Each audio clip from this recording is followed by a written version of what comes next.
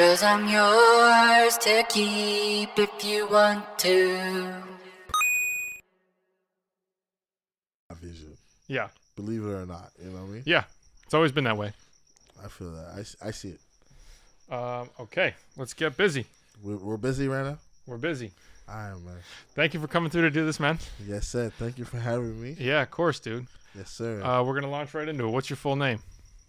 Well, like my government or my artist name? Both. But we'll start with government. My government is Luigi Fidelia. Okay. So, like, people always mistaking me as an Italian individual. Yeah, that's pure Latin. And then, but my parents are Haitian. But my artist name is City Fidelia. Cool. And the Fidelia name stands for loyalty. So it's like loyal to my city. You know what I mean? I love that. Yes, sir. Beautiful, man. Where were you born? I was born in Montreal. Okay. Where them Haitians at. And then I moved to Ottawa when I was like 3 years old. Okay. You remember anything from Montreal when you were that little or not? Yeah, I did. You know what I mean? Like I lived in the suburbs, and like my parents had like a pretty nice house. We had a nice house where all my cousins would come through to, and then, you know, I guess like financials weren't hitting like that, so they had to get rid of the house and move cities and all that shit. You know what I mean? Sure.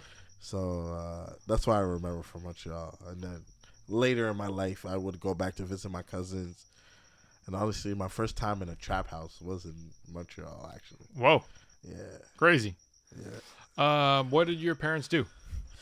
So my dad, so basically outside of work, he was like he was like a bass player. Cool. In a band, and he would like, and also a producer, I would say, like he would put songs together. Cool. But like in terms of like making sure like we ate and shit, at first he was like a program director at a college. Cool. And then now his job is like to present like a case to the court to provide people pardons. Cool.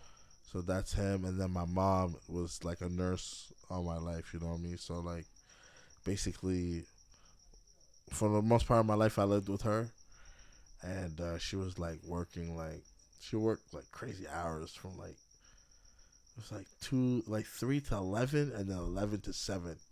Holy shit. And then she would come home. Like crazy shit. So I was like, yeah, nurse hours are no joke. yeah, it's not a joke. And she was like home, like she wasn't home all the time. So I had to learn how to like cook fries on fucking oil and shit like that to like make sure I'm sustainable myself, you know? Sure. You have siblings? Yeah. So we're 5. So there's my older brother, then my little brother Jeffson, and then Patrina, and then Abraham. So we're 5 in total. You close with everybody? I'm close with everybody, yeah. Cool. So what was it like growing up in Ottawa? So, like, as a younger individual, it was fun. Like childhood style. What was it like? It was fun. It was cool. Like, I grew up in this area called Chinatown. Okay. Which was like very neutral in the city. It's the literally only area in the city that was neutral. Okay. No politics, no nothing. But yeah, we would put like cardboard on the floor in the projects, bring boombox, and we would break dance, freestyle battles. Awesome. All that shit, you know what I mean? And like, so music was heavy even from yeah. A little music was really heavy. And the thing is, it's like Asians are very progressive when it comes to culture. So like fisherman hats, like in the 90s, early 2000s, fisherman hats, skateboarding, all that shit. As a black individual, like growing up in that area, like I was exposed to that shit, and that's what, you know what, I'll give like, you know, homage to that, to like how I view life today. You know what I mean? Like I feel like I have a complex view on life because I grew up from that area. You know? Sure. Yeah. Cool. So music was basically like dominant when you were even little. Yeah, from the moment I was born, bro. Like the first like verse I recited was DMX on Money, Power, Respect with the Locks. Crazy. How old were you? I was like 6, 7 years old. Amazing. I was like 6, 7 years old. I remember like, cause my dad used to have like a truck that so in Toronto there's this thing called Caravana. Yep, And I we was used just to there for it. You were there for it. So in Ottawa we had something similar. Cool. But my dad had a truck for Haitian people. So like he had rappers like that would do like little intermissions of rap in the Haitian truck. And I told him like one day I was like, yeah, no, I got a verse for you, and it was DMX's verse from like Money, Power, Respect, and he was like, yo, that shit's kind of like too hard, too vulgar. Yeah. You know what I mean? So like, I remember just spitting that verse without the like, obviously the swear words and shit. Yeah. But like that was like my real introduction to me taking on hip hop. You know what I mean? Cool. Yeah. And as like you got a little bit older, what progressed for you in life? What was like? Did you like going to school? I loved going to school because I played ball. Okay. I was just about to ask if you played any sports. Yeah, that was my main reason to go to school. Like now that I think about it, like from grade 9 and 10, do you guys have that? Yeah. There? Yeah. So grade 9 and 10, like I was going to school for ball for the most part, but like I wasn't really succeeding in terms of grades. Sure. And then, but like in my family, there was no one that went to university, so I had to like switch it up and like really like focus. So like I would play ball, but during lunchtime I would study because I had so much to catch up on. Because there's the shit that like in grade 9, 10 I failed so much courses and shit like that. So like I'm like, oh, I only got 2 years left to make up for all the credits that I fucked up. So I was like, in like one of my teachers, shout out to Miss Caldwell. This is a teacher that let me in her classroom every day for like 2 years. And I was in her room for 2 years just focusing on my shit to get my grades up to go to university, Amazing. Yeah, man, she's a solid person. That's beautiful, dude. Thank you, man. And did you end up going to university? I did. So cool. I did. I went for like 3.5 years. Amazing. But on my album, that's what the song College Dropout is about, because like I dropped out. Yeah. So with being like even we'll drop back a little bit, like high school, same thing. Were you just heavily music and ball? Was it? Yeah, it was just strictly music and ball, and then I would chill like in the neighborhoods in Ottawa, like this neighborhood called Hooper and Caldwell, and then Chinatown where I was from. Sure. That's where I was like, and honestly, like all the hoods in my city, you know what I mean, like. And that's what makes me, I would say, like, kind of special in my city, because I was, like, the only one that was, like, rapping about, like, what was going on in our city, but I was good everywhere. Like, I was able to go everywhere in my city, and no one had a problem with me, Yeah. Because I, fortunately, was growing up in a neutral area. So, like, yeah.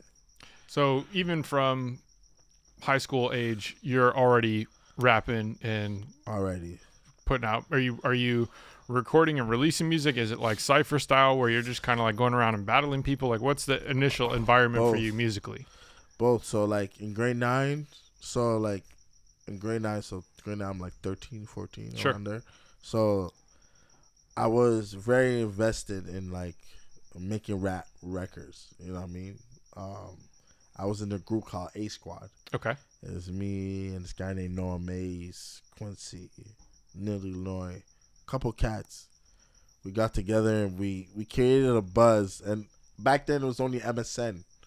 So the way you create a buzz is like how many people you can send your song to on MSN. You know Sure. what I mean? Yeah. So that created a buzz in the city. And then in high school, we're performing at university like events. You know what I'm saying? So then from there, like basically like it became a thing. But I would do freestyle battles. But what people don't realize about freestyle battles is that people take shit personally. So if I'm going to a block and freestyle battling against someone from that area, Yeah. and I say the wrong thing, yeah, I might get jumped. And that's the era that like rappers these days don't respect, you know Sure. what I mean? And I went through all those stages to get where I am right now. It's like I pulled up the blocks and like freestyled and said a joke or whatever in my freestyle to embarrass somebody, and he didn't feel that way, and like something almost popped off. You know what I'm saying? It's Yeah. Like, yeah. So being a rapper is not easy, man. Yeah, of course. I can't imagine. It's not. It's not easy, and it's like I feel for anybody that's like, you know, trying to like succeed in it, and that's where my empathy comes from, because it's not easy. It's not. Yeah, easy. it's really difficult. Yeah, man. It's like, you know, we both know about like P&B Rock. It's like you spent your whole life trying to succeed at this one thing. You succeeded, and then boom, someone takes your life because you're wearing chains and shit like that. It's like, what? Like your own people taking your life away because you worked your whole life to get to this place. Your own people.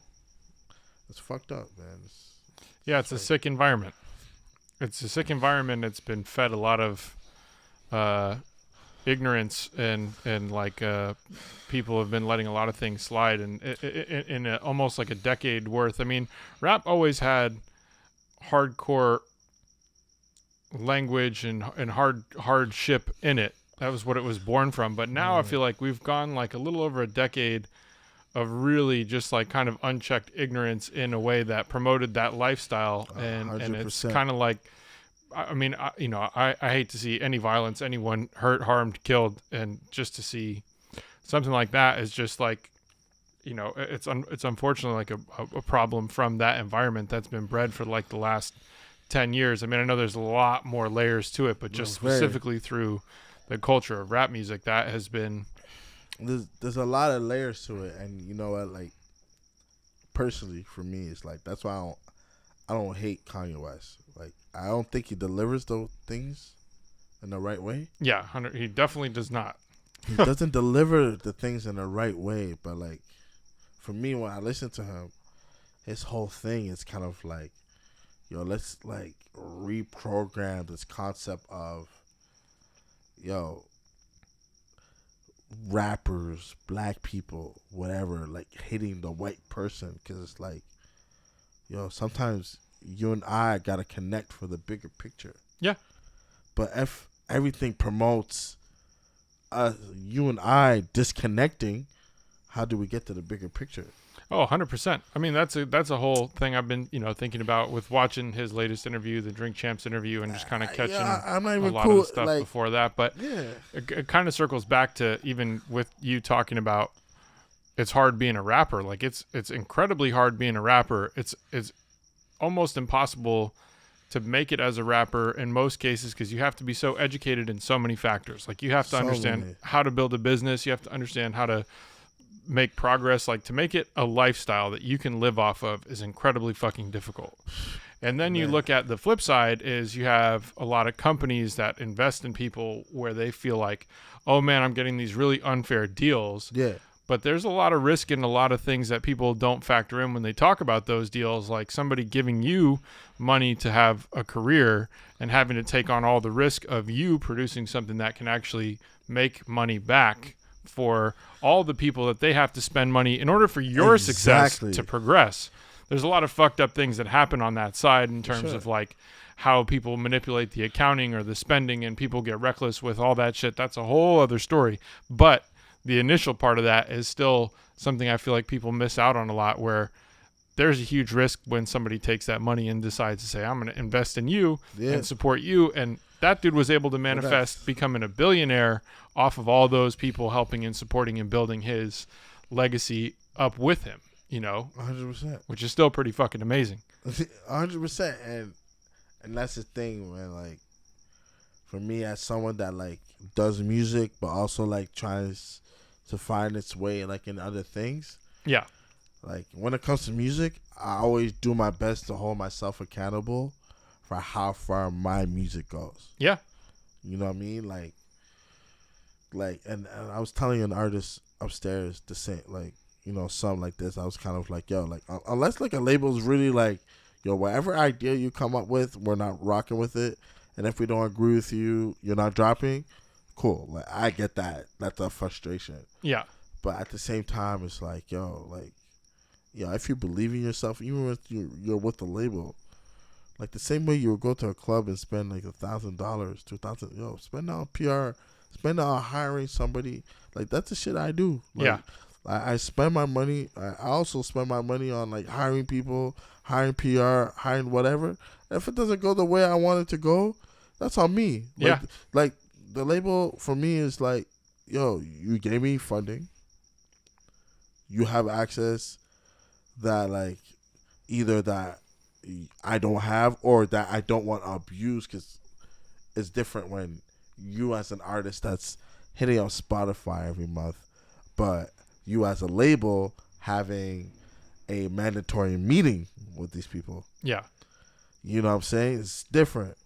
So you're giving me that. So for me, it's kind of like, yeah, at some point, like I gotta hold myself accountable to be like, yo, I'm gonna spend my money on this. I gotta be more active. I gotta post more. Yeah. Maybe less. Whatever it is, it's like artists. Sometimes I find like they're so easily like in a place where they're kind of like, oh shit, yo, my sales are not like the way I want it, so it's the label's fault. No, like you didn't build, like you spent like over $100K on your ice, on your whip, your house, whatever you spent money on, instead of spending money on your business. Yeah. And working, man. Sometimes people just don't put the work in. They just expect that to kind of go a certain way once you sign a deal. But we'll circle back to that because I want to jump back to when you were like in high school. Yeah. What was at that point? You're kind of like ciphering, traveling around. Are you starting to make records? Like, you're starting to record? Yeah. Or is it still? Like, so I was recording from my house, like on a those fucking computer MC, like those computer mics. Yeah. So I was recording that on this app. I'm calling it an app, but like pretty much a program called Cool Edit. Yeah. So I went from Cool Edit, and then from there I went to an actual studio where I saw them using Pro Tools, and yeah, I was recording. But like while I was playing ball, because like I was traveling a lot for ball. Like I even came to the States. Like there's this tournament in not Boston, Silver Spring, Massachusetts. Okay. The Hall of Fame. I'm not familiar. So, like, basically, that's where James Naismith, the person that created basketball, where he created basketball. He's Canadian, but he created basketball in that city. Wow. I had no idea. But there's this place called the Hall of Fame that they built, where it's like there's a tournament every year where multiple, like, basketball teams from wherever goes plays ball there. And, yeah, I remember going there and playing ball and, like, shit, I got shitted on, man. Yeah, our team didn't do well that tournament. You know what I mean? Because, like, in Canada, I don't know what y'all eat out here, but, like, in America, like, people be, like, 6 foot, like, 8 at 12 years old. Yeah, that's insane, man. You know what I mean? Like, we were on those vibes. We had the skills, but we weren't able to do that. Yeah. So, yeah, like, that and music was really the thing that kept me occupied all the time. And then my little time that I have, I would go chill in the hood with my friends. But, like, because I loved all those things so much, I would leave, like, not even intentionally. I would just leave, like, before, like, an hour before something crazy happened. You know what I'm saying? So, yeah. Lucky. I am blessed. Blessed. I'm blessed. Definitely. Yes. And so you're starting to record at home. And where are you getting, like, music for, like, your raps? What are you rapping over at the beginning? Honestly, at that time, man, I was just rapping, like, because Dipset was popular back then. Sure. So I was, like, rapping on some, like, street shit. But, like, on some street shit that I never experienced. I really made myself, like, feel like I was, like, some, like, killer. Like, serial killer. Like, yo, if you test me. But, like, over time, you know, I really, like, dived in as more of, like, a reporter of, like, what I've seen. Cool. But starting it off was really, like, I got to play this persona. Sure. You know what I mean? Yeah. It's like a fantasy, and it's kind of fun, you know? Yeah, exactly. It was really a persona, like, oh, shit, like, oh, this set raps like this, so let me rap like this. Sure. You know what I mean? Yeah. That's cool. So you start at that point, like kind of coming into your own vision of like, I'm going to tell my story or tell the story from the perspective of a reporter. Yeah. And you're seeing people start recording in like a studio and Pro Tools and all that stuff. What age is that? That's like still like teenager, high school? I would say, yeah, that's how like high school. Cool. And are you starting to look at like, oh, I'm going to make an album. I'm going to make like my first record? Or like, what's the thought process at that point? Yeah, like, I'm thinking mixtapes. Okay, That's cool. when, like... Yeah, the mixtape era. Exactly. Mixtape era, like, Big Sean dropped his mixtape. Meek Mill dropped, like, I'm a Boss. Like, Chance Rapper, Acid Rap. Like, you know what I mean? Like, so... Acid Rap came a bit later, but, like... Yeah, still around, part of the around mixtape that time, era. it's, like, mixtape era. So it's, like let me just... Whatever I'm feeling at the time, or whatever's trendy at the time... Let me put it all in one fucking... And Drake came out too, right? Sure. So, like, let me put all this stuff, like, in one mixtape, I guess. Yeah. But, like, looking back now, I'm kind of like, yo, that shit was whack. Because I was like, I come from this life, but dance music at the time I'm working on my mixtape is popping. So I got, like, I'm talking about the streets, and then I got, like, this dance record that, like, I'm just doing it because it's trendy at the time. Yeah. It just doesn't mesh. Yeah, sure. And that's why, like there's this, I forgot the exact quote that Nipsey said. You just kind of like, yo, just make sure you stand on every decision that you make in life. You know what I mean? That was, like, the overall message. Yeah. Of like, what he was trying to deliver. And now moving forward, like, I move with that because, like, even though, like, I still do dance records, I still do R&B, I still do this, but whatever that doesn't fit who I am personally, I'll be like, yo, no need to put my name on it. Yeah.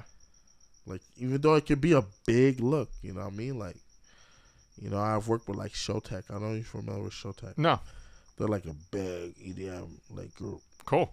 And, like, I even told them, I was like, yo, just take my name off. You can put me in a writer's credit, but it's my voice on the record. But it's like, it took me to get older and understand myself in order to be comfortable enough to be like, that's not me. Sure. As much as I enjoy writing that, that's not the message I want to get out there from my fans. Sure. You know what I mean? Cool. What was your first job? Shit, my first job. I was fucking 8 years old. What'd you do? So basically, damn, this is a story within itself. So basically, I come from a broken home. Parents are fighting all the time. So my mom leaves the house. She's not cool with my dad. And I see my dad there every day, like, work. Like, he's on the computer, like, I see him with books, but I also see him, like, searching for jobs, you know? So I tell myself, I'm like, yo, like, what can I do to help the house? I was 8 years old, which is crazy. Now I think, like, now that I'm older, thinking back, like, the fact that, like, that was going through my mind is crazy. Yeah. But, yeah, so basically, I went in my area. I went to, like, 7-Eleven. You know 7-Eleven? Yeah. I went to 7-Eleven and a couple, like, local stores on my block, and I was kind of like, yo, like, my mom just left the house. My dad's on welfare. Is that called welfare here? Yeah. My dad's on welfare. He doesn't have a job.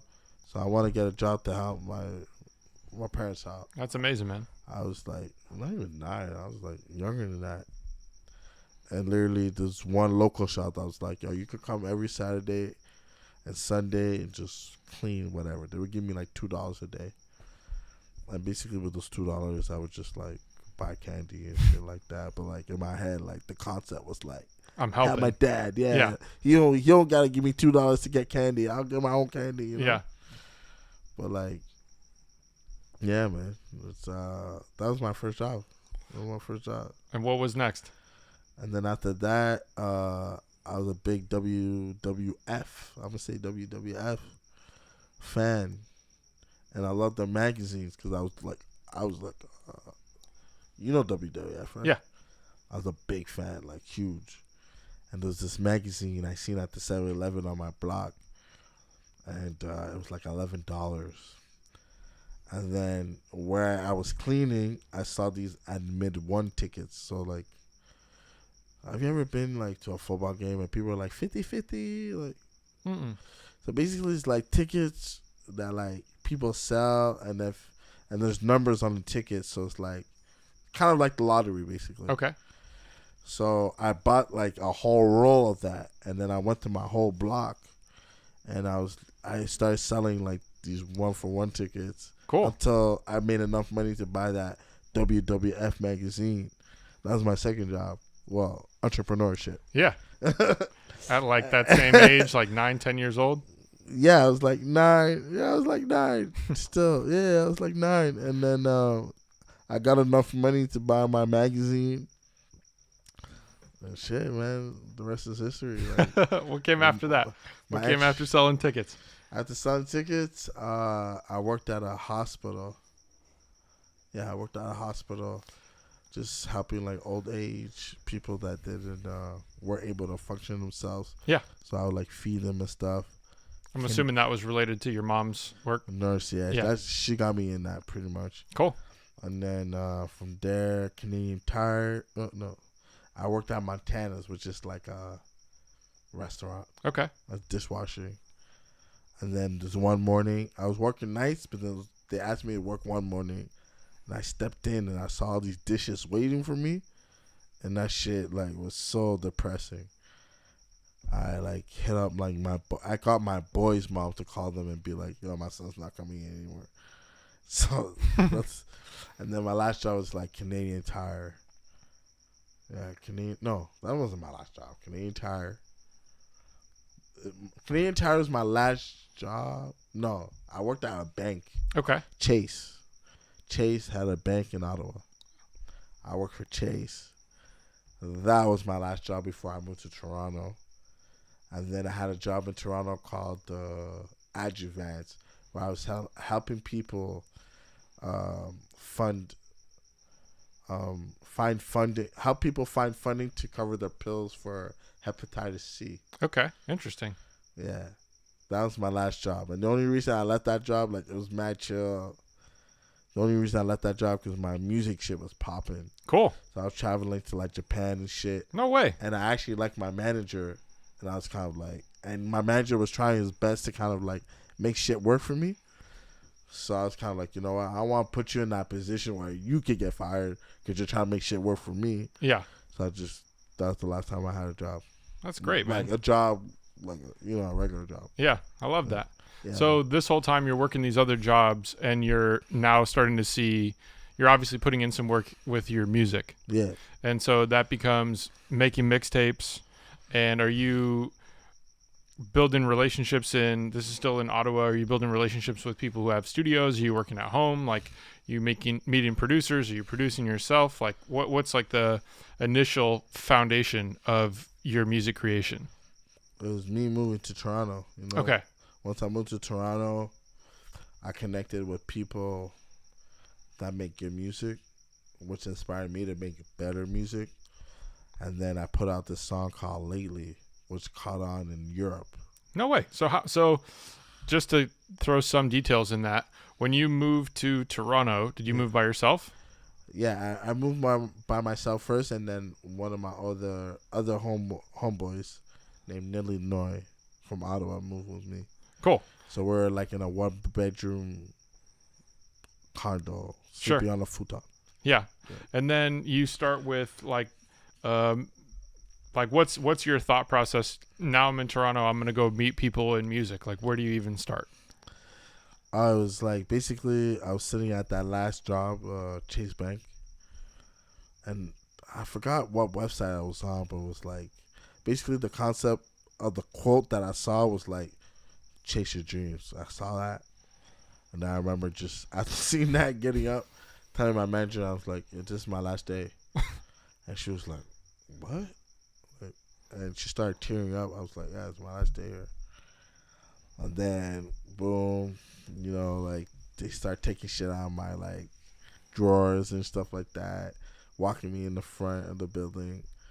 Then I sit in my car. I was like, oh fuck! I actually just quit my job, cause like when you're,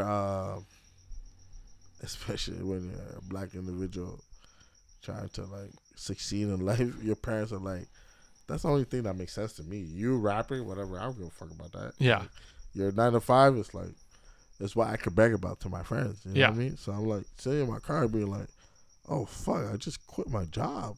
Yeah. I just quit my job, and I was like literally sitting there for 2 hours. It's like, I actually just did that, you know. And then basically from there, I just told my mom, I was like, yo, I got $1,000 on me. I'm trying to move to Toronto, and with that $1,000, I made it work in Toronto. You know what I mean? Yeah. Yeah. So you get your first song off. What's the way that like you create that song? Yeah. And is it something that you upload to YouTube or using like a distribution company? How does it? TuneCore. Cool. So you upload that through TuneCore, and are you doing anything, or it literally just starts to naturally snowball and get moving? The only thing, so that's when my group Ensemble started, Collective. So we built like a whole like 6 months plan. Cool. On how to roll out this project I had called Free Dumb, DUMB. So it's like, and what inspired that project name was that like I broke up, me and my girl broke up, and I'm just like, damn, I want to do some dumb shit. Like, I want to do dumb actions because I broke up with my girl. So I was like, yeah, I have freedom, but I want to be free dumb. You know what I'm saying? Yeah. So that's how the project came about. And then from there, yeah, I put that project together. And then, yeah, basically, like, the thing is, we were a collective in Toronto that wasn't in the industry.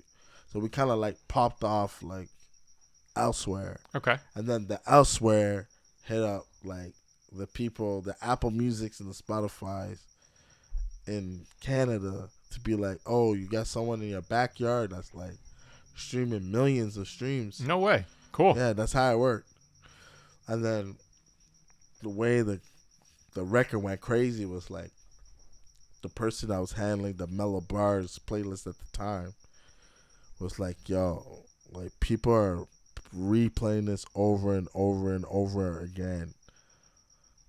Do you want to be the face of our playlist on Mellow Bars? I'm like, yeah. Like, I'm not gonna say no to that. So they put me on the face of the playlist. That shit went crazy. And there was a YouTuber that used my song as their intro of their like YouTube thing. Yeah. So that became a thing. And then Nick Gorgios. I don't know if you watched like tennis. No. So this guy named Nick Gorgios, he was like at the time the top 10 tennis players in the world. So basically, there was one day that like he was in a tennis match, and I guess he didn't like the way that shit was going, and he just like broke his racket and just left. I know who you're talking about. Yeah. Yeah. But that day he posted my song. Wow. So that added to the fucking just momentum that's building. That's yeah, crazy. So it just became a thing, you know what I mean? And then like it's crazy because like we've been talking about like how radio plays like into like the artist pay, like if you get in like regular rotation. Yeah. So that song got on Sirius, like XM, and all that shit. So it's like I'm still getting good checks, and that's a check. Like that song is pretty much where I started my real estate shit. Cool. So like, cause it's fully independent, no label, no nothing, right? Yeah. So like every stream is like 5,000 or something like that. So from that song, I bought my mama a house. No way. Yeah. That's amazing, man. Yes, but it's like a long-term play because I was kind of like, okay, instead of my mom renting a house, let me buy the house.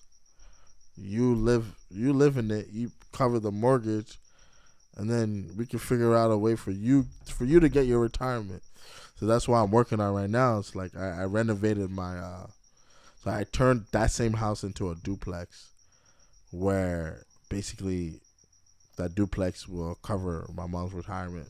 Amazing. For her whole life, you know Yeah. what I mean?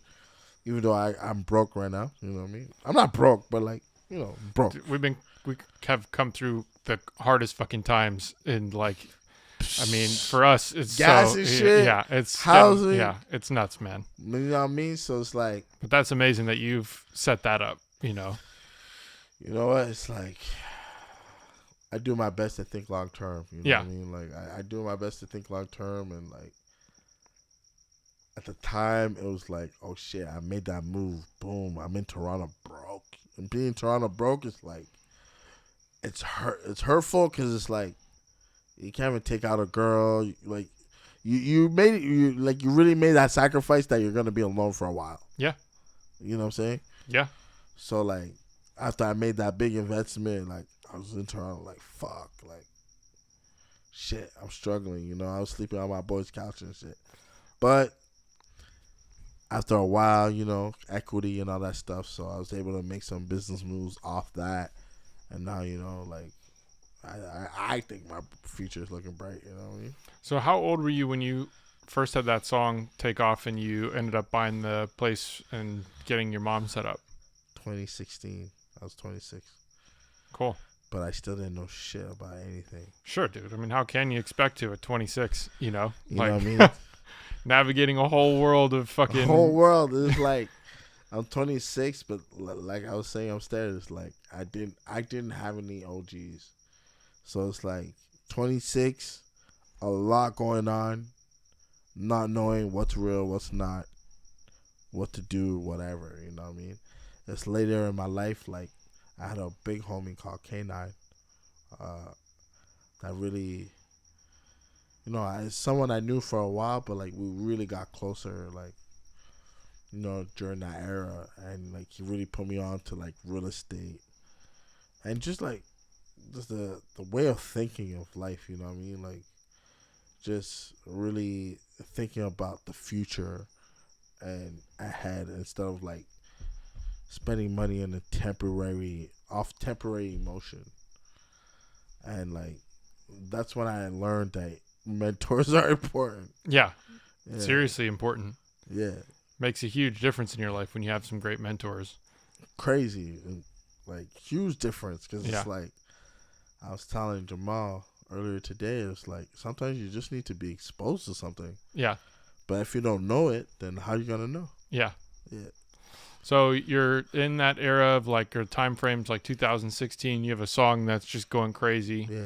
Is the project also following, or is it really just like the song at that point that's going? The whole project, like every song on that project has like almost 100,000 or close to 200,000 streams. Independently from where I come from, yeah, that's like major accomplishment, especially on your first project. You know what I mean? No ads. Yeah. No ads. No nothing. You know what I mean? It's like, you know, that's like strictly people that really fucked with it. Yeah. You know what I'm saying? So that was amazing. But basically at that time, like I said, I had no mentors at the time. I signed a deal with this like manager / lawyer guy, and he kind of like fucked up the momentum. You know, he was just like, yo, don't release this yet. Da, da, da. And just his idea of like where my next steps were very commercial. It was very like something that anybody that doesn't know about developing somebody would think of. Sure. That regular fucking major label shit. Yeah.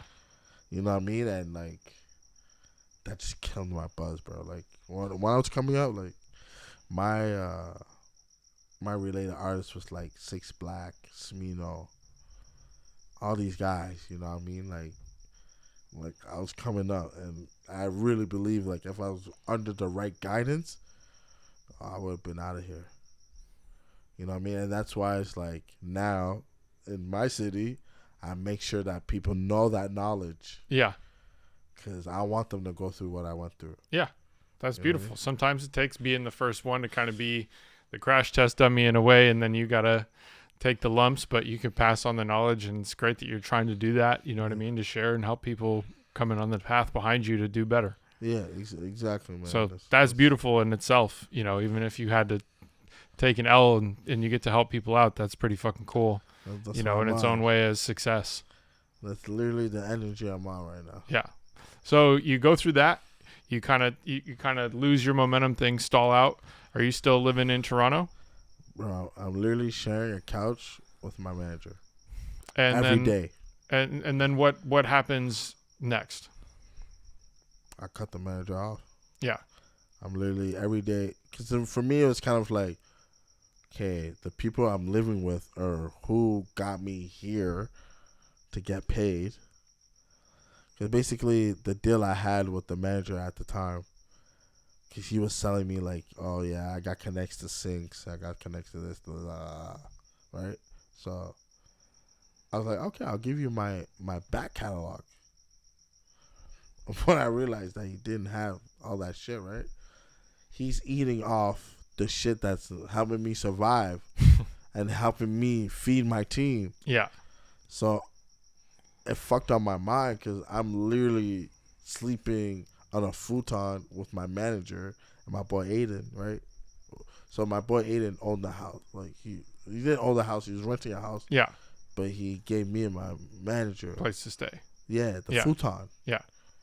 And imagine that. It's like the people in the house is what got you to a place where you can eat, but because of a bad decision I made, this guy's eating more than the people that got me eating. Yeah. That got me there. Yeah. That's when depression hit for me, bro. Yeah, I can understand that. That's a really rough equation to have to fucking stomach. It hit me. Like, it really hurt. Like, it broke my heart. Yeah. Seeing that shit. And, like, after that, I was like, you guys, because the concept was like, yo, let's get you far enough to, like, be in music, and then we're going to create a whole other culture with, like, clothes, events, or whatever. Yeah. But I was like, yo, after that situation, I was like, yo, you guys are sticking with me no matter what. And before Public, there was, like, multiple labels that hit me on some shit like, you know, the one on the Masters and whatever, even in Amsterdam, all over the world, honestly. But like Public was like the first like label that I was like, okay, cool, let's do this, because like we had the same mentality. Sure. We had the same mentality, and it's like I fuck with what they're trying to do. You know what I mean? And that's how like everything came about for this album. Really. What time? When did that relationship with Public start? I would say like at the end of 2020. Like, okay, definitely during COVID. Okay. Yeah, like so I'm assuming like, cause I knew this homegirl. I had a homegirl named Maria. But I met like Jamal at this like event, basically, which is crazy. It's like full circle. Basically, I remember seeing him at this event, and we're like, he was telling me, he's like, "Yo, man, I fuck with your shit. We're gonna work one day." And this is like 3-4 years ago. It's like 3-4 years ago. We're just like, "Yo, we're gonna work one day." I was like, "All right, cool, bet." And then like, 4 years later. Yeah, man, I had this project ready, and you know, Maria was like, yo, what you working on? I'm like, I got this project ready, and then she puts me in like a Zoom call with Jamal. We talk about shit. I send them the project, and then they send it to Gavin, and Gavin's like, I fuck with it too, and then, yeah, man, I'm here. In LA, doing a podcast with you, bro. We're going to fill in the blanks because that was a lot of dots. Yeah, man. Truth Studios, man. I really feel like interviewing you right now. But we'll do that another day, I guess. Hey, man, any questions you got, I'm here for. But with this particular album, how did you create this album? Yeah, man, like... First of all, let's say, what's the album called? Painkiller. And... when did you start working on that album? Yeah, like 3 years ago. When I was living in Toronto, I just felt like while I was in Toronto, because For the most part, like when I was living in Toronto, I was living on this street called King Street West. Yep. Which is like west of downtown. Yep. And then there's like Queen Street West, which is like around the corner where I was living in. And the energy of the place is very like Migos. At the time, it was like very Migos, very like trap, turn up. So I realized like I was trying to make that shit. But obviously, like, my music ear is like, yo, there's some people that sound better on this shit. Yeah. And I'm not really tapping into like what I really want to say. So I moved back to Ottawa to kind of like face all my fears and be with my family and shit. And it's like, this is like 2019. Yeah, 2019. I moved back to Ottawa, and that's when I was kind of like, you know what? I met some people that are very dedicated to music. That's what made me feel safe to move back there. And I worked with them. Shout out to Andrew Waynes and Tino. So I started working with them, working on this project, and then from there, like, I just caught a groove, man. Beautiful. Really caught a groove. So when you were back in Ottawa, where were you working when you were making this album? Man, this place called Vanier where there's a lot of crackheads. So it's basically like a apartment style studio. Yeah. Cool. That's where most of the album was made. It's my boy Tito's crib, which is located around a lot of crackheads, I don't know if I'm being disrespectful, but like that's what it was, you know what I mean? Yeah. Like a lot of people taking crack, a lot of prostitutes and shit. Like that's the area. But like that's what I wanted for the energy of what I was trying to say. How come? Because like that's my truth. That's where I grew up in, you know what I mean? Like me living on King Street West, like where I lived is like a beautiful condo. But is that the real story of my life? No, it's not. It's like just a chapter of it. Yeah. It's just a chapter of it. So like with my debut album, I don't want to just tell you a chapter. Yeah. I want to tell you like my journey from when I was born. Amazing. You know so that's the Painkiller album is really your like life story. Pretty much from when I was born to what I'm about to transition to. Cool. So when is let's say, I guess, when is the album coming out? November 4th. Cool. Couple weeks, man. Probably right around the time this is coming. So that's great. Yes, sir. And I really hope you post it, though. Oh, yeah, man. Like, I want you to post it and, like, really, because I know you have a lot of influence. You know what I mean? I know a lot of people follow you. I know a lot of people respect your opinion. So I really hope, like, you post my album on some shit like, this guy just did some shit. Yeah, man. Is that how you feel, though? I really like the album a lot. Yeah. I mean, for me, it's like it's hard for me to take in an album, obviously, in one listen. For sure, for sure, yeah. And I'm big on music with storytelling, so for me, that out the gate like resonates in a way that I was like, oh, cool, I really like this, and you know those things that I heard you talking about that I'm still curious to ask you about. Yeah. Before or in the music, like I know you were mentioning when we were doing the Q&A with Tim, like having a community center. Yeah. And building a community center. Yeah. And talking about your mom when you were growing up, like taking in homeless people and feeding people and trying to help people, and you had that as your environment growing up too, which was beautiful to me, you know, to hear that story and then to see kind of full circle with you building a community center and now having like access to, I mean, dude, 90,000 feet is a fucking big place, you know, and like, and thinking like hearing you talk about how you want to build that out and what that's meant to support. And like, that is so fucking cool. So to me, that is like, I love all of that, you know, and obviously like with your music, the stories were interesting, you know, your life has certainly been interesting. Thank you, man. The music I'm curious to listen to more. Yeah. I mean, for me, I'm a hard critic, and like I also like I've listened to endless amounts of music, you know, I don't even get to listen to new music because I've worked on so much music that all I listen to is music that I'm working on, which is a very bizarre relationship to have with music when you love the fuck out of music. And that's what made me start doing all this in the first place. Yeah, for sure. You know, so it's weird because I grew up listening to an eclectic mix of stuff, and I loved listening to certain songs 1,000 times more so than listening to whole albums, which, you know, related now to like being able to mix a song, even though I only listen to songs like 10 times when I'm mixing now. I work really fast. Yeah. But at all through kind of cutting my teeth, I used to listen to songs a fucking million times and try to figure out how to make things sound better. And I'd throw a million plugins on things, or I'd be trying out all different kinds of gear. And I had one mentor who was like a critical piece in my history. His name was Dominic Shiner. Yeah. And he was like the first person to pull up a recording session for me and like bypass every plugin I had on there and then just be like, it sounds better.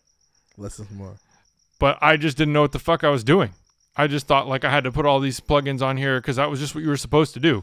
You're supposed to have EQ on here. You're supposed to have a compressor on here. You're supposed to have these effects on here. Then I bypassed all that shit. You were learning. I was absolutely learning, but that was a big difference maker for me, is realizing like I didn't know how to use the tools. So I was just like throwing shit at the wall, and it wasn't accomplishing what I wanted to accomplish, you know. And so, you know, 10 years later and a few thousand songs later, and you know, 20-hour days for most weeks, or like pretty consistently for almost a decade, has definitely numbed me to music in a lot of ways, you know. Sure, and so I'm having a hard time finding stuff I'm inspired by lately, but one of my favorite things is listening to people that are sharing their story, because I feel like that's such a critical thing, you know. And listening through the album, I liked the pace of the album. I like the music. I'm a little bit off of like the heavy trap production style, so it gets a little numbing to me after a while. Yeah, for sure. And I think you have such cool style and vocal tone and like presence when you're performing on your songs that I started thinking like, oh man, I'd love to hear this song with no drums, you know. And as I'm listening, because I'm just kind of listening to like the first 6 songs are just constantly like punching me in the face. It's just drums, heavy bass, and like while that's great, I started to feel like, oh, but this is kind of competing with your voice a bit. And like if you just mute these drums all the way out, you're gonna just be like, you're gonna pop out in that, and it's a whole different. So you know, I can't help but listen to music from an analytical, critical standpoint now. I like that. Though. It's a gift and a curse, because it makes it really hard to just enjoy music. Breakdown shit. Like I like that. But then it gets to like the seventh or so song, and it's the song where you're talking about your cousin and I forgot the name of Take Care. My sister and my niece. Yeah. And like that is the first moment where after you get those first 6 or 7 songs, you get a breath of that production, and you get you over a piano. Facts. And it's like, whoa, you know, that was so much more powerful to me. Yeah. And so that's the thing I start to look for with it's one thing when you start to look at arrangement of a song, and you can say, okay, I can do drops, you know, end of this verse, or highlight this bar, or whatever, make this change and make the verse or make the chorus more impactful. But then when you start to step back and look at like, how does this play out through an entire album? It brings a different mindset of like, is there too much of this one thing happening for too long of a time over the course of an album? Yeah. And that's where I started to feel like I got exhausted from the drums in the production being there too consistently, listening to the entire album, you know. But that's you know, my just bizarre style of hearing. Honestly, like I love your take, because it's kind of like it inspires me for the next show I'm gonna do. You know what I mean? Yeah. Like me, I'm always willing to grow. You know what I mean? Yeah. So it's like, no, it's important. That's a good take. Yeah. No, it's just something. It's, you know, it's definitely like food for thought. You know, I think there are like tonal things that I find that you know, everybody makes music, mixes music, has different opinions on how things should sound. You know, I have my own, you know, style as an engineer. I generally don't, especially for rap, I don't almost ever use reverb. Yeah. And that was one thing like I caught a lot of in your songs where I was kind of like, oh, I feel like because you're telling a story, because it's so impactful, like the sonic presentation of that isn't as intimate to me as I would prefer it to be if I were mixing it. It sounds like it's got almost like an entertainer's mix style, you know, which I think will do well commercially. Is just for me as a personal connection, a thing I resonate with when I like am trying to hear that like really personal presentation of your stories, because that album is all your stories. You know, so that's also a tough line to ride when you're trying to figure out, well, how do you make the music interesting enough still for people to listen to it and enjoy it as music? You know, because then you have to have that conversation back with, you know, how much do you want to strip something down and get rid of the energy elements, you know? For sure. Like, I love that take. I could definitely, like, that's something I'm going to take with me for sure. You know what I mean? Yeah, it's like it's fun stuff when you start to get into reviewing an album from different vantage points. You know, like one, you always have to take it from the first perspective of, do I enjoy this? Yeah. Like, I don't give a fuck about anybody else. I started making my own music more recently, and I'm focusing on, do I fucking love this? Like, I don't care about anybody else in the world. Like, do I put this on and go, fuck yeah, this makes me happy? You know what I mean? And I always try to mix from that perspective, but mixing, you're still in a collaborative environment with somebody else who, it's like, if I'm mixing your song, it's still your lead. It's your song. You know what I mean? Like, I want to try to make it have those elements for me, but at the same time I have to be respectful of your input and what you want, because ultimately you're king in the decision of your song. You know, so for me that's like one of the main things I find is a fundamental quality, you know, with making music, is like I have to feel so fucking overly confident about how good this is to me, you know, and develop a style that I want to have. 100%. And for me it's like, even in my process, like I always want to make sure, whether it's the feature or the engineer or the producer, like they feel happy about the record. You know what I mean? Yeah. Because it's like, I hate that feeling of putting out a record in my head subconsciously. I knew that like I didn't like this like little thing. Yeah. But I just didn't want to say anything about it. And then every time I hear that record, I have to hear that thing that I didn't like. Yeah. You know, I stopped doing that. You know what I mean? So now, like, when I don't like something, I'm just like, I don't like it. Like, address let's change this. You know what I mean? Yeah. But no, for sure. Like, it's like every song in this album was done with intentions. But I like the fact that, like, from an engineer perspective, like, you're giving me this because it's like, now I could take this and be like, okay, how's my next project gonna sound? Sure. You know what I mean? Yeah. Like, it's like, what can I do to impress engineers? Well, I mean, look, it just depends. Like, I think that's kind of the fun about collaborating with other people. You know what I mean? When you record and make music with other people, you can also learn different stylistic things, different choices you can make, different ways to think. You know, it's a educational relationship in both ways. Yeah. You know, that's the cool thing about music to me. It's like the never-ending thing. You just continue to learn and morph and grow and make changes. But the fundamental thing, which I love that you said, which I approach with everything I do now, is like, what's the intention? Like, exactly. I've been making instrumental projects, and I choose to have things. It's like, no, I actually chose for this to be distorted, or I chose for this to sound crazy in this particular way, because I don't get the freedom to do that when I work on other people's music. And I feel like everybody's trying to kind of color within a certain box, and so I'm trying to figure out how to like just color on a blank page, you know. And it's still tough to do that without pushing too far and people being like, man, this is fucking weird, you know. And like, so you have to kind of figure out how to push and stretch and but stand with everything that is your intention, you know. I believe in that. And it's like, well, I got a question for you, man. Yeah. Man, what inspired you to create all this right here? Like, all these, I'm here looking at all these plaques, even upstairs, and I know it's not easy to make all this happen. It's not easy to make all this happen. What got you started, and what kept you going? I got started making beats and rapping in high school. a friend of mine, his name's Skylar, taught me about GarageBand and like making loops with like using the Apple Sound loops, because I didn't really know how to play anything and I didn't really understand like the recording process. Like I literally knew nothing. Like when I started, I didn't even know the difference between analog and digital equipment. Like I had no idea. Those words were never said to me in my life, like, so when I first went to, like when I was in high school, I was trying to figure out, where can I go to school to learn about recording, like there weren't a lot of options. I'm 33. And so like this was maybe like 15 years ago, I was like starting to look at like, okay, if I'm going to go to college, like what can I do to learn about recording, and there was like Full Sail University, which kind of seemed like okay, but not quite what I'm looking for.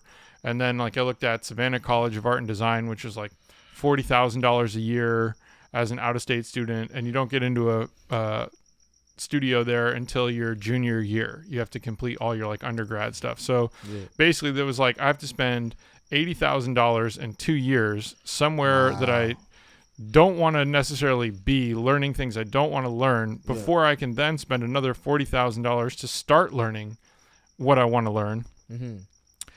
And it was important for my parents that I go to college. So that was always like a battle, because I kind of knew out the gate like that was likely not going to be the case for me. Yeah. And so part of the conversation was I would rather spend a portion of that money, and not that I had access to like just here's $120,000, but I would rather spend some money, which I think my parents probably ended up maybe helping me out with like maybe like $10,000 worth of stuff over the course of time, which was like M audio speakers from Guitar Center, my first like audio interface, which was like something super basic, like first microphone, super basic, like the kind of like fundamental things were like them supporting me with like, okay, like give it a shot, see what happens. And I was super fortunate to have that be my starting grounds. And, I got to experience what it was like to have like a little, super basic setup. And I started making my own music, and I just didn't really feel like that was going to be something that would be a career for me. And so I started working with kids in my high school more in like the role I always saw myself in, which was like management and record label. Okay. So it was like, okay, I have the beginnings of a studio, so now I could work with somebody that's talented and be like, hey man, I got a place we can create, and then I can help facilitate what we do with what we create after the fact. Okay. And I was looking for schools or programs or places that I could still like learn a bit more about engineering and just about the music business in general. So I did like an online program with the Berklee College of Music, which I heard about that. Yeah, which seemed to be the best resource I could find at the time. And like I graduated high school a semester early, so I finished in like January instead of June, and I started taking Berklee online classes, and I like loaded up with more classes than they'd ever had a student take at one time, because I just had nothing else going on, and I was so eager to just like learn. So I was learning like how to use Reason, how to use Ableton, how to use Pro Tools, how to use Logic, like all these different recording programs and some music business programs, and just dove in like full on study mode. I still would say at that point I had no fucking clue what I was doing. But I knew that I wanted to get better at it, and I found SAE, which was a School of Audio Engineers, like recording arts program here in LA. Yeah. And I met Glenn, who is basically my initial studio partner here. He was already working at the school. He was a teacher at the school. And I used to host poker games at my house, and Glenn came over and we'd play poker. And he was working with a couple groups that were doing well here in LA at the time. And I basically volunteered like my apartment to those guys because they were recording at the school, and the school had asked them to stop. So I started working with them, and honestly, like my apartment just became like a frat house, and I was working with UNI, which was like the original group that I started working with, and Diz Gabron and Moonshine were another like duo that I started working with. Okay. And like the gravity of working with those first few people started to be like, oh, hey, we got Tehran and Aomari are going to come in and do a feature on one of our songs. Cool. Then I'd meet them and be like, hey, man, if you guys want to come here and record, I'll record with you guys. And then it just kept basically like slowly growing out, like the initial seeds just started to have branches, and then that just became all these other people. And this was still in my apartment. And it was basically like something that just kept blooming. You know, it was like this avalanche that just kept catching momentum and just kept getting bigger and kept getting bigger. Yeah. And at one point, I literally was living like 3 doors down the street, and it got so busy there that I was like, I can't keep doing this like to my neighbors and shit. You know, like it's just like it's just and it's too much. It's too much. And so I got this place.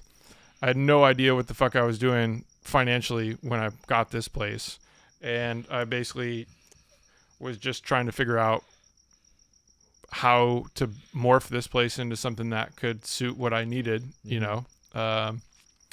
Lost a ton of money for like the first 2 years. I basically like sold my car to keep paying for this place.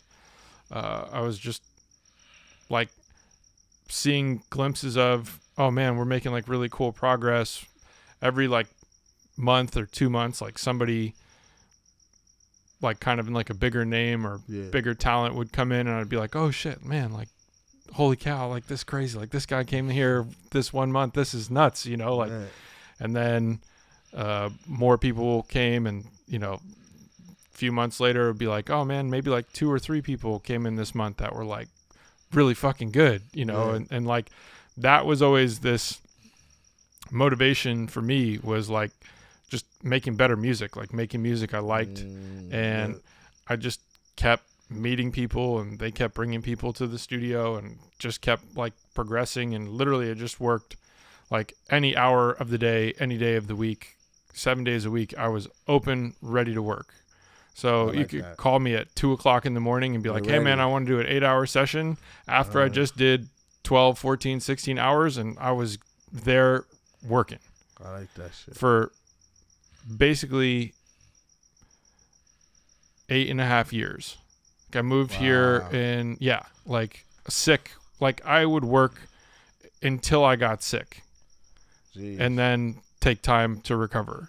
And then start working again until I got sick.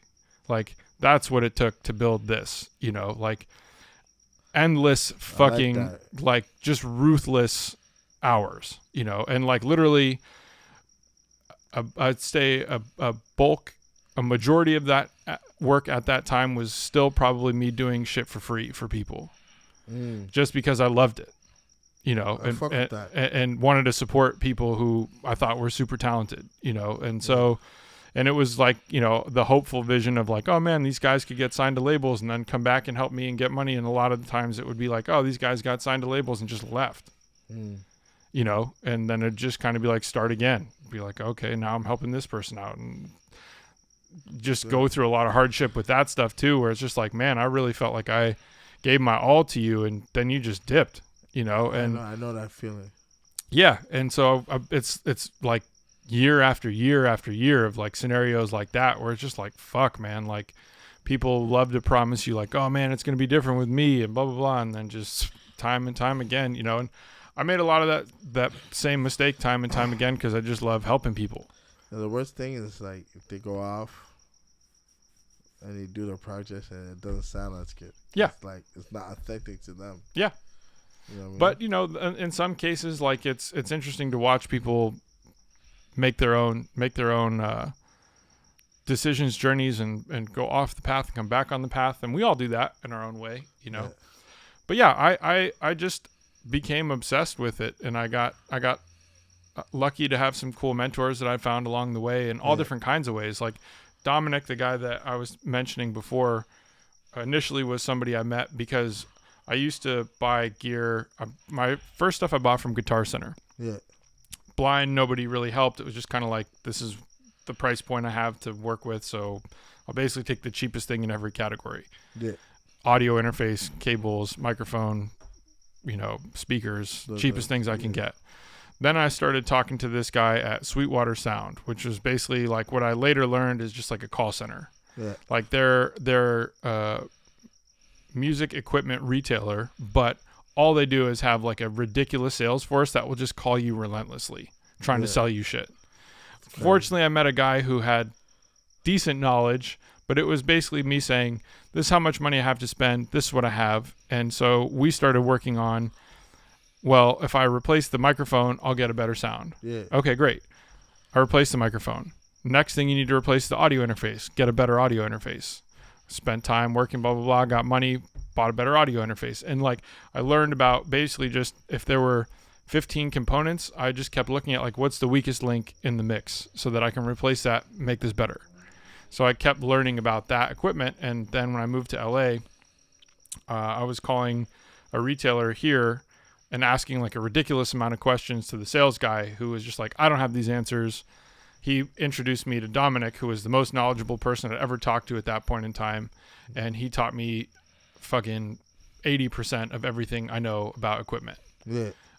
So it initially started as a relationship where I would just call him asking about equipment I was curious about buying, and then he would tell me about other shit, and then he would bring that stuff to my apartment and he would teach me about it. Or when I first came here, he would bring equipment here and teach me about it. And so he really showed me how to use my equipment. Then he started teaching me about like the components within the equipment and so many layers you can get into about all this stuff, you know, but there's so much to understand in achieving certain sounds that you really have to actually go through to learn to do that, you know. 100%. And so I became very ambitious when I first learned like the difference of some knockoff equipment and how it's built based on the idea of equipment from like the 90s or the 80s, and the reason and the difference between people who are making these knockoff type products because they wanted to make something cheaper but still use the name of the original manufacturer, and most people didn't understand the difference.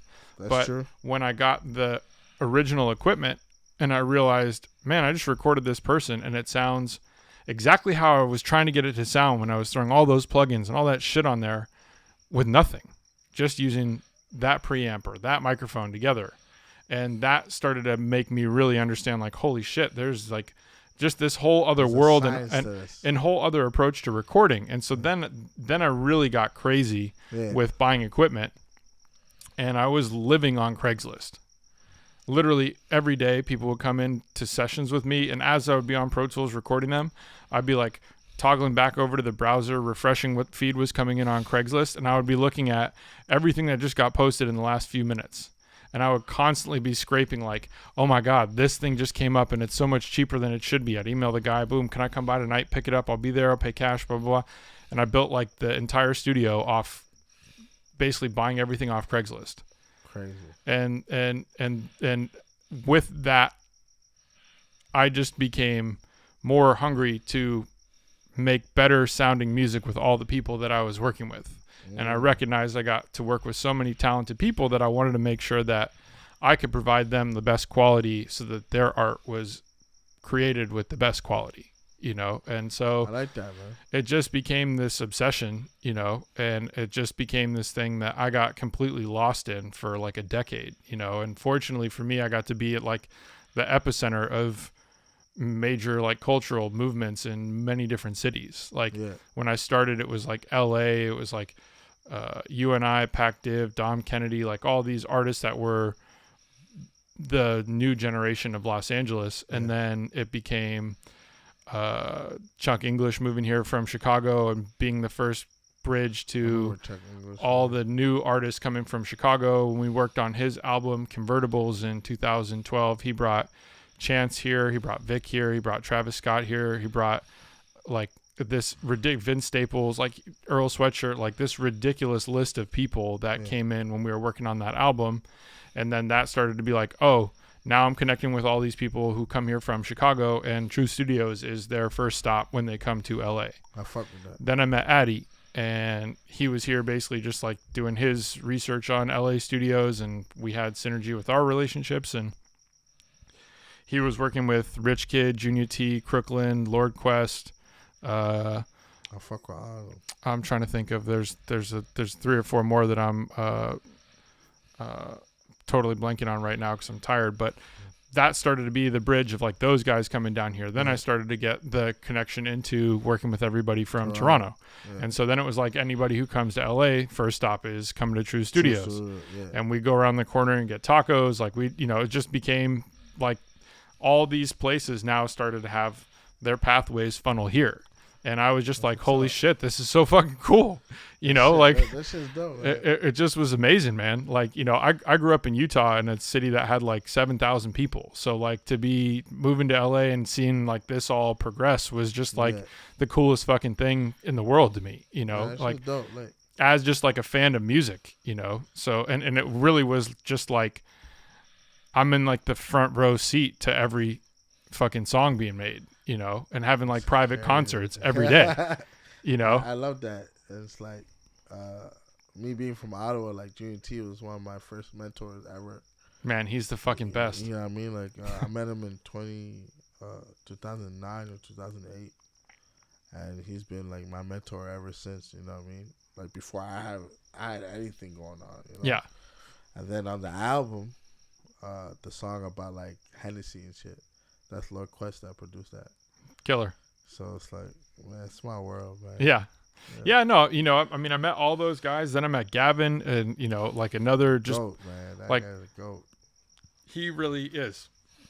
I mean, those guys together to me are like incredibly special. I'm so thankful that I met Addy and Gavin. Like it just. You know what? Like, this is what I will say. So like, any American that actually like gives a Canadian the time of day. I will say this about Canadians, that like whoever gives a Canadian the time of day, that American will be good for life. Yeah. Like that relationship, like the things with Canadian people, once we find people that we really fuck with in America, like we will go out of our way to make sure that person is good. Yeah. And it's like, you made the right steps. That's all I'm saying. Man, I really did. You made the right steps of connecting with the right people and like connecting with the people that one are like pretty much the culture in Canada. Yeah. You know what I mean? Like, so like we got grants and we got all this shit. It's like what we do with them is like, we make sure like whoever fucked with us in the States are good for life. Yeah. I mean, look, man, it's a beautiful thing. I mean, I've been super blessed. I feel like I've been super spoiled to just be connected to all the people that I met over the course of my path. Everybody like that I've had these now with Addy, like a relationship for over 10 years, and like I was traveling in Europe this summer and I was flying through to Toronto, which is ironically my first time after knowing all those guys for 10 years. And every year Addy would be like, bro, when are you coming? When are you coming? When are you coming? And think about it. It's like, where else in America have you probably felt that? Let's be real. Nowhere. And that's what I'm saying. Yeah. It's like, yeah.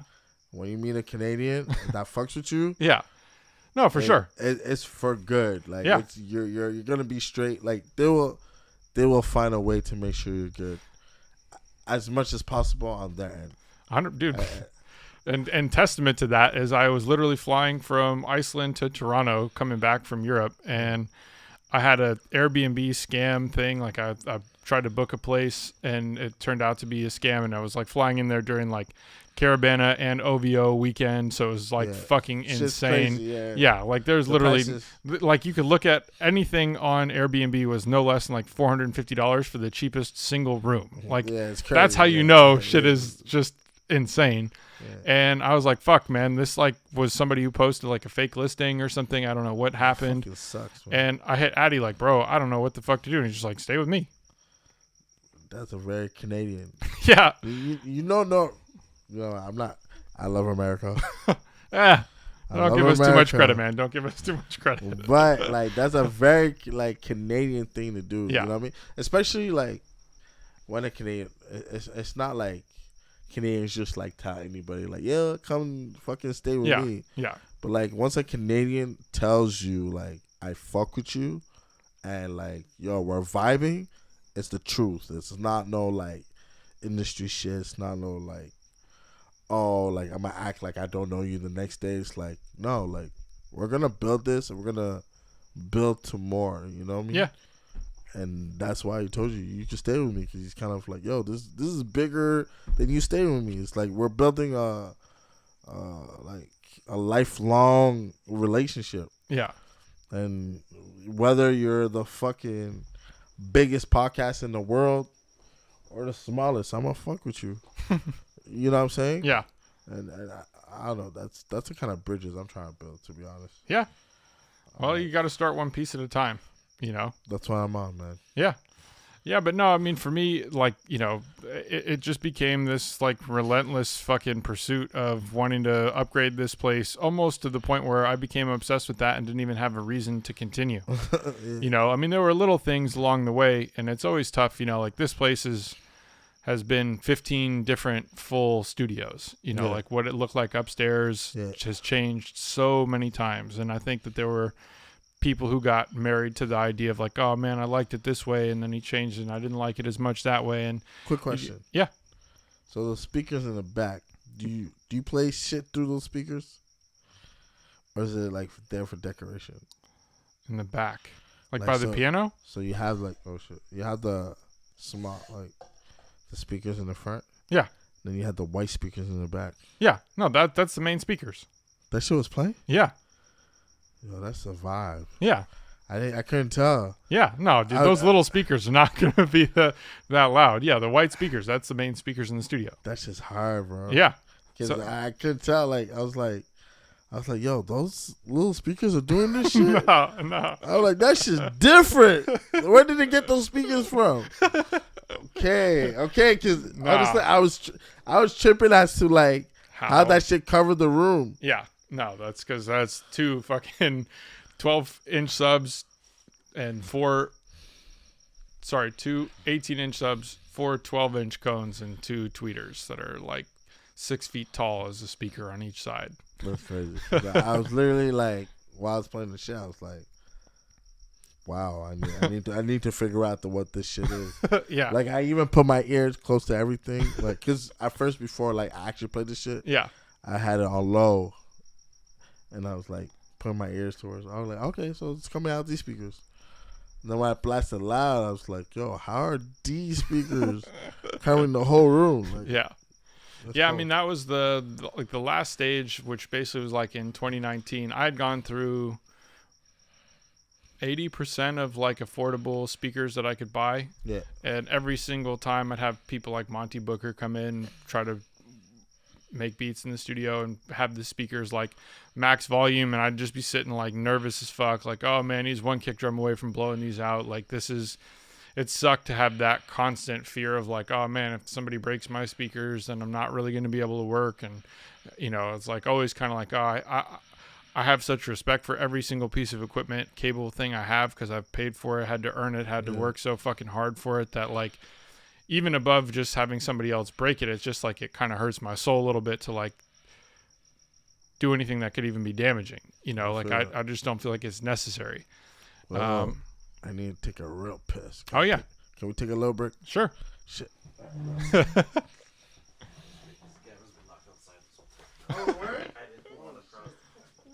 You could have at any point in time. Oh, shit.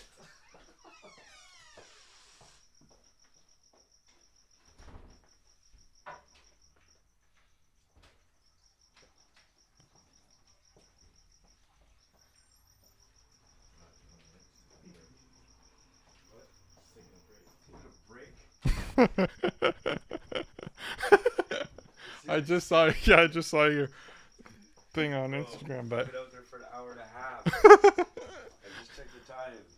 That's how long you've been talking. Yeah. When you taking a break? I'm so congested. I had no idea where you were. I would have thought. I mean, so the one thing is, I don't think anybody locked the door. It wasn't working for me. The handle is just like really fucking old hardware, so it's kind of like this weird thing, but it's literally just kind of like a little thing you gotta finesse. Make too much noise. Sure. So I kept trying it, just gently lifting it, trying to. Appreciate that. Yeah, we're like talking like, can you come through? I'm like, oh, well, across the cameras. Like, can I come through the back? I'm like, it looks open. I can get to it. Like, plotting. Nah, you guys would have been good either way. I checked and I'm like, there's like 2 padlocks. Like, Yeah. you can open it. And funny thing is, an hour and a half ago, Chelsea's like, "Come with me to the studio with Parsons. It's 10 minutes up the street. Like, just go kick it till they're done." And I was like, "Oh, I gotta go back inside and chill for this podcast today." And then he drives away, and I'm like, "Fuck!" Now he keeps calling, "You coming? You coming?" I'm like, "Hold on, man. I want somebody to dip." Just fucking dip, because then I'm not coming back. What a fucking situation. Yeah. Too bad there wasn't a food spot open still. Yeah. That would have made up for it. I feel like I can't breathe now. Congested as fuck for me. In general, but also standing up there. Oh, shit. You sound like it. I wish I had something for you. Cleans it up, yeah. I have something at the crib. I think you could just see. I like your true shirts. Thank you, man. It's funny, like I've been pulling a lot of that stuff back out of like storage and shit recently, and like I've been wearing, like I made this shirt and I made a bunch of Rick and Morty stuff, and like, and like I've been getting so many compliments on all this different shit, and I'm just like, man, I've totally dropped the ball by not trying to produce any of this stuff at any kind of rate. Yeah, I know. That's one thing I kick myself with about even having like this down here and just being like, oh, should I move all the podcast stuff upstairs too, and then just like try to figure out how to utilize the space for the storefront, because it just seems like a shame to not. No, I get it. If you start selling those will fly. Yeah, no, I know. And dude, I made some really funny ones. Like I made one that's like Rick's face, that's just like the eyes and the nose on a white shirt, and like it. I don't have any. I'll show you. I got these baby Bjorns that I made that have some of the designs on them that are pretty funny. Well, shit. Let's. I mean, I feel like we're pretty much. I went on a long tangent with talking about the studio, hey, man, but I'm an interviewer too. Program director right here. Yeah, nice. So tell me about that. Tell me about the community program, like the community center. So the community center. So basically, the city reached out to me because so basically where I grew up, they demolished all they gentrified it. So they demolished all the projects and all that stuff, and like they're rebuilding the area in general. So after all the work I put in the city, they reached out. They're like, "Yo, like we want you to help us build a community center for like your people, pretty much." So it started off as that, but as I got into like more meetings, I was like, "Yo, I'm not gonna fucking replicate history and fucking just give you my ideas and you run with it." I was like, I want ownership in this shit, and yeah, that's where it's at now. You know what I mean? Like, so I got ownership in this community center I'm building. Tell me about the vision for it. Yeah, it's like it's basically gonna be like a big community center, like 90,000 square feet, close to that, like approximately, and everything that like youth or like anybody passionate about being creative or an athlete will like have access to. So the goal is for people at a young age to have like access to like the dreams that they want, you know what I mean? So it's like, imagine someone at 10 years old having access to you. Yeah. Imagine you being 10 years old having access to you today. Yeah. That's Life changing. That's what we want to do. Yeah. You know what I'm saying? And that's what we want to do. And whether it's sports or being art, like artsy, you know? And like basically in Ottawa, it's like, it's weird. It's kind of like a segregation. It's like, you know, the Arabs are in one place, the blacks are in one place, the LGBTQ community in one place. And I just feel like this community center is just going to bring everyone together for the same outcome. Yeah. And that's what I want, you know what I mean? It's like just people that are dreamers, you know, like the first concept of the place was called the Dream Center, where you change it to the Culture Factory, because it's like we're just going to be pumping out culture every day. I love that, man. Yeah. You should look up in Finland. They have a public library there that I went to. The building is fucking beautiful. Yeah. And it's the coolest fucking thing I've ever seen any city offer. It's like, I don't know how big, huge, like epic building, beautiful exterior design, beautiful interior design. I think it's either 3 or 4 stories. It's like got a cafe, full like incredible library. Like I'm talking about like even the section of the library has like every comic book. Like as a kid, like it's absolutely insane the level of detail. They have every board game, so you can like just go there. Like the 4 of us could just roll there and like go sit in the library and just pick a board game and go play. Yeah, They have a floor that has, I think, 4 recording studios, like 10 video, like AV editing suites. So like you literally, as just like a Finnish citizen, if you have a library card, you can just book anything in this entire facility for free. You literally can book like a recording studio, like a fucking legit recording studio with a booth for like a 4-hour session and just go in there and make whatever the fuck you want for free. So you gotta send me this. I will. That's the vision. Yeah, no, that's in my mind. It's kind of like That's this. crazy. The blueprint Yeah, is like- they have like 3D printers, photo printers. Like the only thing with like certain things like that is like if you want a 3D print, you have to pay for like the material that you're printing. Yeah. Like minimal things, but you still have access to the tool. You know. Yeah, that's a goal. And even like in this building, it's gonna be gaming. Like people are gonna learn how to create business out of gaming. Yeah. Because around the world, like people are literally like in arenas playing games around like thousands of people. Yeah. Making millions of dollars. Exactly. Yeah. So if you learn how to turn that into a business. Yeah. They had video games. That's an option for you. They had video game suites too. It's literally unreal, man. Damn, yeah, you got it. Please send it to me, or I gotta have access to what you're talking about. Yeah, no, dude, it's an amazing blueprint. You know, absolutely amazing blueprint. And if you get the chance, it's even, I would say, something so profound to experience. It's like worth flying there. You know, like if you end up catching like a cheap flight, it's honestly like if you get lucky to just be like, oh man, I could round trip this for like $400 or something. It's like, yeah.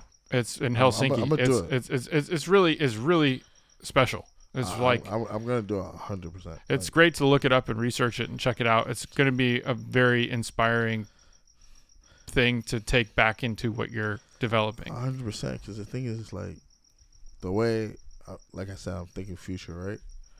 I feel like 5 to 10 years old or whatever, 5 to 12, let's say, and you already have like. Let's say you try to get into the journalism program and you already have something published with CBC, like which is like a Canadian like news outlet in Canada.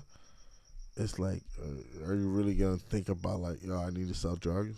Not that much, because it's like, okay, you know that like, there's a chance for you to make it in this industry. Yeah. And that's what I want to do with this community center. It's like, you literally have multiple options being here, and you have access to a lot. And, that's the long-term goal, like really to decline the violence that are happening. Like a lot of the violence is happening because it's like people got nothing to do. Like I remember when I was like 13, 14 in my neighborhood, like luckily, like, because my older brothers and shit, like I was a little bit more calm, but like I did stupid shit. Yeah.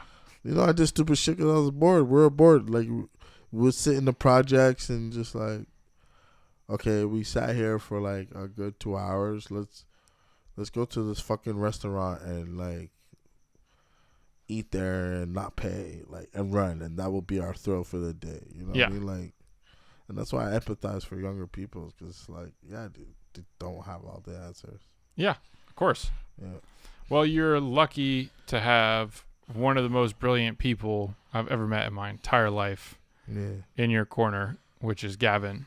And the accomplishments and the things that man has built in that space is also one of the most inspiring things I've ever learned about in my entire life. So to have that as another resource in your corner and the pursuit you're on is going to be something super special, man. For last year, I've been asking for a documentary, but he gave me a breakdown why that's not needed. But the thing is, it's like it's important for me to have people like him, because in Canada, when you're dealing with street politics and you're about to break into these, I call them sharks, because it's like when you're dealing with like counselors, mayors, departments within the city, it's no longer a joke. You really have to have your shit on point. Yeah. You know what I mean? And like, he's pretty much the only person I could think of that experienced what I'm experiencing right now, and that could show me how to navigate through all this shit, really. Because there's no one from my city that can show me this, because it's like, you know what? It's like, forget my city. Like, in the world, like, how many rappers do you know that's talking about opening a community center that's 90,000 square feet? Yeah, 0. I'm pretty confident I could say that. You know what I mean? So it's like, when you meet somebody that can actually put you on game and get you ready for that, for that next step before you get destroyed because you're not ready. Yeah, that's a blessing, man. It's a blessing. And like, even like before I met him in the flesh, like, people would come to my studio and say great things about him. Like, I literally haven't heard one bad thing about him to this day. It's like, and even if someone has something bad to say, it's like, that's on you, bro. Like, I've been treating respectfully, and whatever we agree or disagree on, whatever, it's like, it's always been on a respectful, dialogue. Yeah. So, beautiful, dude. Big respect. I'm excited to see everything that's blooming in your future. You got the album Painkillers, November 4th, and community center. What are you planning stage right now? Are you breaking ground already? So basically, so we did the pre-feasibility stage. So now we're in the feasibility stage. So like, which is like, the real numbers, real capital budget, real like everything precise, you know what I mean? So that's where I'm at right now. And then once I'm done with that, the actual building starts, so and like I said, like, Gavin plays a big part, 'cause it's just like, in Canada, once you drop the remix project, like Gavin's name, it's like, your godfather did right there. It's really like easy to be. People are like, oh shit, so you got that connection. It's like, all right, cool.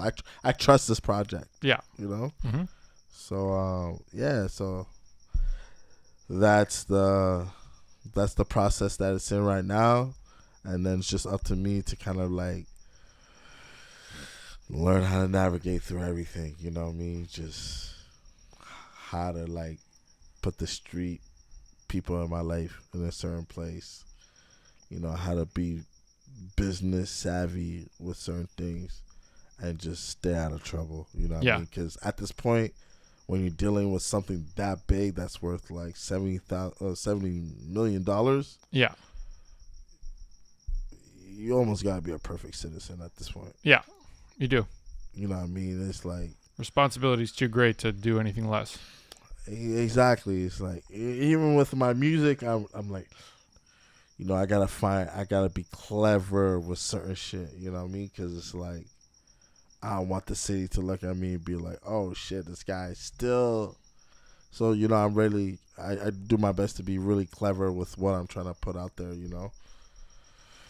So yeah, it is challenging, but whatever, man. God got me, man. So it is what it is with that, whatever the outcome is.